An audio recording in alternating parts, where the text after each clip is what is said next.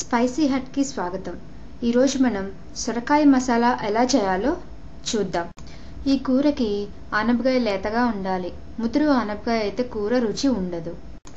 ఈ ఆనపకాయకి ఏదైనా సన్నని ఇన్స్ట్రుమెంట్ తీసుకుని దగ్గరగా బెజ్జాలు పొడవాలి. సన్నని ఇన్స్ట్రుమెంట్ అంటే మరీ సుదంత సన్నగా ఉన్నది కాదు, కొంచెం మందంగా చేతికి పట్టు దొరికేలా ఉండాలన్నమాట.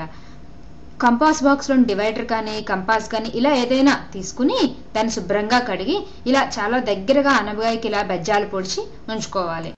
ఇలా పొడుచుకున్న ఆనపకాయని శుభ్రంగా కడిగి 1 ఇంచు 1.5 ఇంచు క్యూబ్ ముక్కలుగా కోసుకుని పెట్టుకోవాలి. మరీ చిన్నగా కాదు, మరీ పెద్దగా కాదు, ఇలా కొంచెం మీడియం సైజ్ ముక్కలుగా కోసుకుని పెట్టుకోవాలి.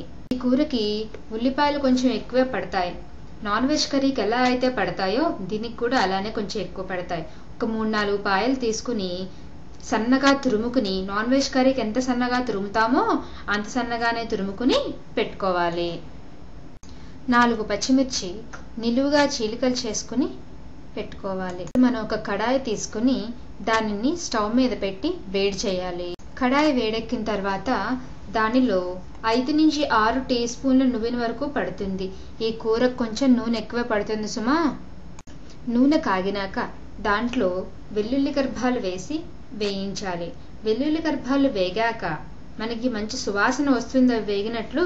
తర్వాత మనం విరిపిన ఎండుమిర్చి వేసి కొంచెం సేపు వేయించాలి. ఈ ఎండుమిర్చి కొంచెం వేగినాక దానిలో ఆవాలు జీలకర్ర వేసి వేయించాలి. ఆవాలు ఎప్పుడైతే చిటపట్లాడటం స్టార్ట్ చేస్తాయో దాంట్లోనే పచ్చిశనగపప్పు మినపప్పు కూడా వేసి వేయించాలి. ఈ మినపప్పు కొంచెం దోరగా వచ్చే వరకు వేయించాలి. పచ్చిశనగపప్పు కొంచెం దోర రంగు వచ్చినాక మనం తరిగి పెట్టుకున్న ఉల్లిపాయ పచ్చిమిర్చి వేసి వేయించాలి. స్టవ్ ఎప్పుడు సిమ్లోనే ఉండాలి తాలింపు చేసేటప్పుడు. తర్వాత మనం ఉల్లిపాయలు వేయంగానే ఉల్లిపాయలు కొంచెం పచ్చివాసన పోయే వరకు దాన్ని మూత పెట్టి ఉంచాలి. కొంచెం సన్నసగ మీద మూత పెట్టి ఉంచాలి.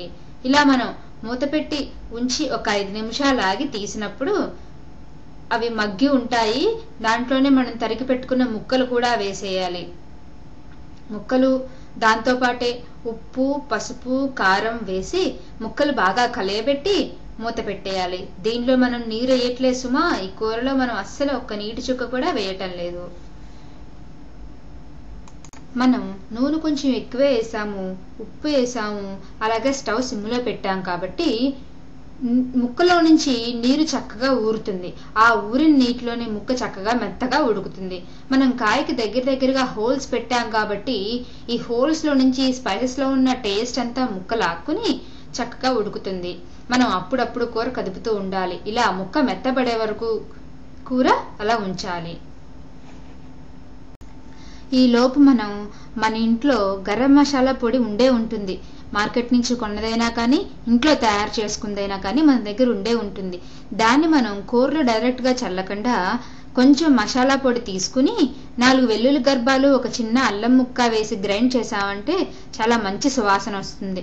దాన్ని కొద్దిగా కూర మీద చల్లుకోవాలి. ఇది ఎప్పుడు చల్లాలి? కూర దించే ముందు, పూర్తిగా అయిపోయింది అనుకున్నప్పుడే దించే ముందు ఒక 1/2 టీ స్పూన్ చల్లుకోవాలి. మీకు మసాలా ఘాటు మరీ ఇష్టం, మరీ ఎక్కువ కావాలనుకుంటే కొంచెం ఎక్కువ చల్లుకోవాలి. చల్లుకుని కూర ఒక 5 నిమిషాలు ఆగి దించేయాలి. మన ఆనపకాయ మసాలా కూర అయిపోయిందండి. దీని టేస్ట్ అచ్చం నాన్ వెజ్ కర్రీలా ఉంటుంది. దీన్ని వేడిగా తిన్నా, చల్లారిన తర్వాత తిన్నా కూడాను టేస్ట్ ఏమీ మారదు. మీరు నా వంటను ఎంజాయ్ చేశారనుకుంటాను. మీరు నా మరిన్ని వంటకాలను చూడటానికి నా బ్లాగ్ సైట్ విజిట్ చేయండి. నా blog site address www.myspicyhut.blogspot.com. Thank you.